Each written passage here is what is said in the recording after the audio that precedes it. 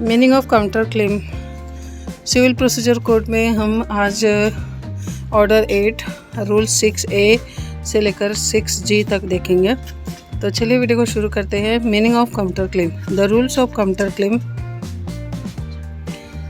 are given from Rule 6A to 6G of Order 8 CPC, which were inserted by the 1976 amendment, which came into effect from 1st February 1977, according to which the defendant has the option to file a claim against the plaintiff in addition to suit of set off। तो क्या plaintiff का जो claim रहेगा उसी से related ये claim रहेगा क्या? तो नहीं, ये एक इंडिपेंडेंट सूट रहता है, इंडिपेंडेंट क्लेम रहता है, प्लेंटिफ के क्लेम से डिफरेंट क्लेम रहता है।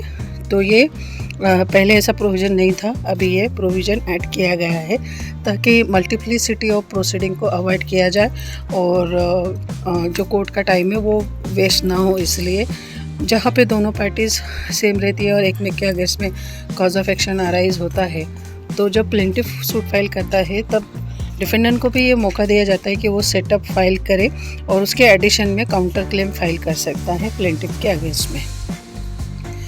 तो इसी को कहेंगे काउंटर क्लेम। काउंटर क्लेम के वेपन का काम करता है डिफेंडेंट के लिए। ये क्रॉस सूट होता है, ठीक है। तो चलिए आगे देखते हैं। The Delhi High Court in Gastech Process Engineering India Private Limited versus Saipem observed that the counter claim is like a weapon used by a defendant to present his defense as well as to avoid filing multiple suits। तो Delhi high court ने ये जो case दिया गया है इसमें कहा था कि काउंटर क्लेम जो है एक वेपन का काम करता है जो कि डिफेंडेंट यूज़ करता है टू प्रेजेंट हिज डिफेंस, अपना डिफेंस प्रेजेंट करने के लिए, as well as to avoid filing multiple suit. तो प्लेंटिफ के अगेंस्ट में जो सूट फाइल किया गया है उसी में वो अपना एक डिफेंस फाइल करेगा काउंटर क्लेम के through. However, it is significant to note that counterclaim should be within the pecuniary limits of the jurisdiction of the court, and the plaintiff have the right to file a written statement to answer the counterclaim of the defendant. And when the defendant files a written statement, he must mention therein the grounds he has quoted in a counterclaim। तो ये note करने जैसा होगा कि जब counter claim defendant file करेगा तो उसने ये ध्यान रखना चाहिए कि ये जो काउंटर क्लेम वो फाइल करेगा तो वो पिक्यूनियरी लिमिट्स के बाहर नहीं होना चाहिए, विद इन पिक्यूनियरी लिमिट्स होना चाहिए, कोर्ट के जुरिडिक्शन में होना चाहिए। और जो प्लेंटिफ जब फाइल करेगा return statement, counter claim defendant ने फाइल करने के बाद में जो प्लेंटिफ उसको जवाब देगा उसको बोला जाएगा return statement to answer the counter claim of the defendant. And when the defendant files return statement, जब भी डिफेंडेंट रिटर्न स्टेटमेंट फाइल करेगा तो उसने मेंशन करना होगा, ऐसे ग्राउंड्स मेंशन करने होंगे कि उसमें बताना होगा कि वो काउंटर क्लेम फाइल कर रहा है। तो रिटर्न स्टेटमेंट में उसका एक ग्राउंड्स लिखना होगा। चलिए देखते हैं इफेक्ट ऑफ काउंटर क्लेम क्या रहेगा। The effect of counterclaim should be the same as that of a cross suit and will be treated as a plaint। तो काउंटर क्लेम को प्लेंट के तरह ही ट्रीट किया जाएगा जो कि फाइल करता है डिफेंडेंट। तो in the case of Manik Chand Phoolchand Kataria versus Lalchand Harakchand Kataria, it was held that through counterclaim decree for possession can be in favor of the defendants as it is not only limited to money suit। तो ये अगर money suit लेके आता है plaintiff तो ये जो counter claim file करेगा डिफेंडेंट, तो ये ज़रूरी नहीं है कि वो मनी सूट से ही रिलेटेड हो, ये कोई और भी सूट हो, इंडिपेंडेंट सूट काउंटर क्लेम के रोल में वो फाइल कर सकता है अगेंस्ट दी प्लेंटिफ। तो ये है कि दो पार्टियाँ सेम हैं और दोनों को एक में के अगेंस्ट में कॉज ऑफ एक्शन अराइज हुआ है, तो इसी सूट में वो प्लेंटिफ को ये काउंटर क्लेम के रोल में एक अपॉर्चुनिटी है कि वो प्लेंटिफ के अगेंस्ट में सेम सूट में एक काउंटर क्लेम फाइल कर सके। Okay. Unlike set off, if the suit of the plaintiff is discontinued, dismissed or stayed, then counterclaim will also not be processed। ऐसा नहीं होगा कि चलो अगर देखिए, अगर प्लेंटिफ ने काउंटर क्लेम फाइल किया है डिफेंडेंट ने, तो प्लेंटिफ अपीयर नहीं होगा, केस को विड्रॉ कर देगा, डिसकंटिन्यू अगर करेगा या फिर उसकी सूट डिसमिस हो जाएगी या स्टे हो जाएगी, तो ऐसा नहीं माना जाएगा कि काउंटर क्लेम है वो भी प्रोसीड नहीं होगा करके।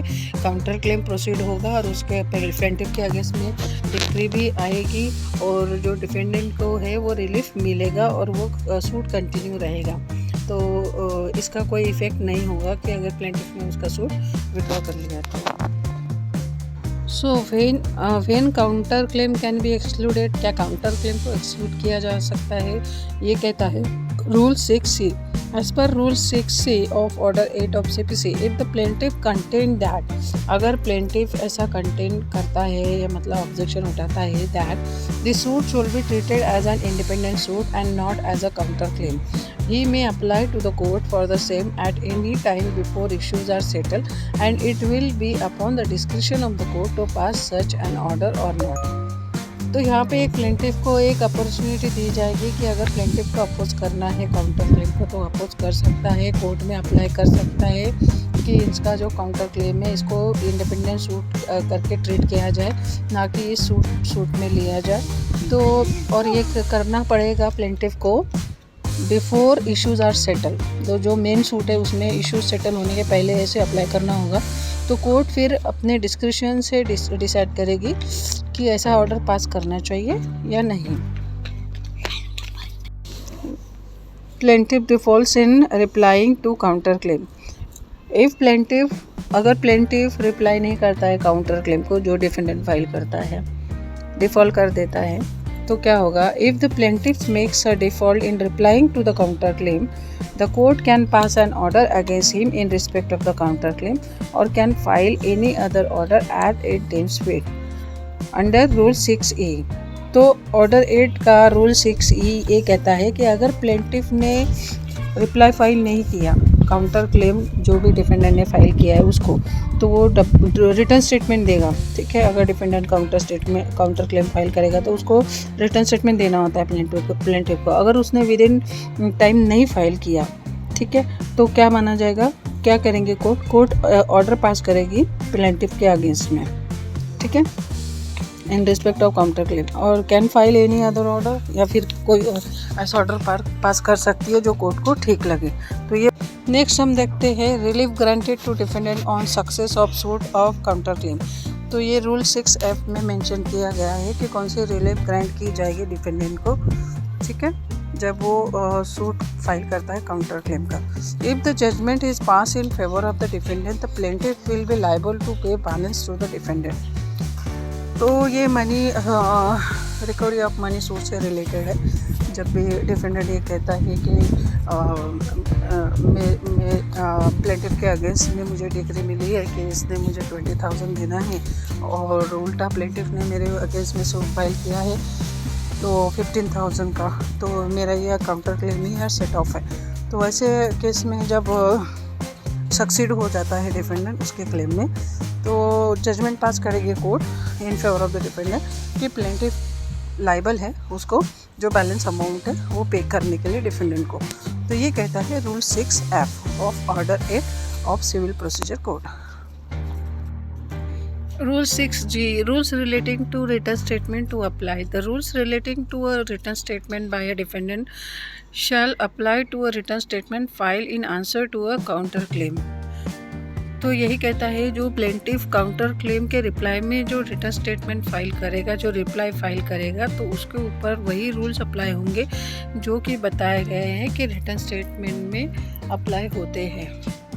The effect of this rule is from the point of view of pleading to assimilate a written statement filed by the plaintiff in answer to a counterclaim with a written statement by a defendant to plaintiff's claim, and written statement in answer to a counterclaim is therefore governed by the same rules of pleading as a written statement by the defendant. तो rule 6G simple कहता है जो return statement file करते हैं तब जो rules apply होते हैं रिटर्न स्टेटमेंट पे, तो वही रूल्स उस रिटर्न स्टेटमेंट पे अप्लाई होंगे जो कि प्लेंटिफ फाइल करेगा in reply to the counter statement filed by the defendant. In a court of law, a party's claim is a counterclaim if one party asserts claim in response to the claims of another. In other words, if a plaintiff initiates a lawsuit and a defendant responds to the lawsuit with claims of their own against the plaintiff, the defendant claims are counterclaims. Examples of counterclaims includes, example देखेंगे कि किस तरह की case आती है जहाँ पे counter claim कर सकता है defendant. After a bank has sued a customer for an unpaid debt, the customer counter claims sue backs against the bank for fraud in procuring the debt. The court will sort out the different claims in one lawsuit unless the claims are severed. तो इस तरह की case जब आती है तब defendant counter claim कर सकता है. टू कार्स कोलाइड, दो कार टकरा जाती है.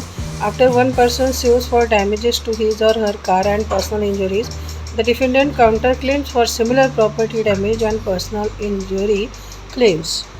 So these are the examples of cases in which defendant can file his counter claims.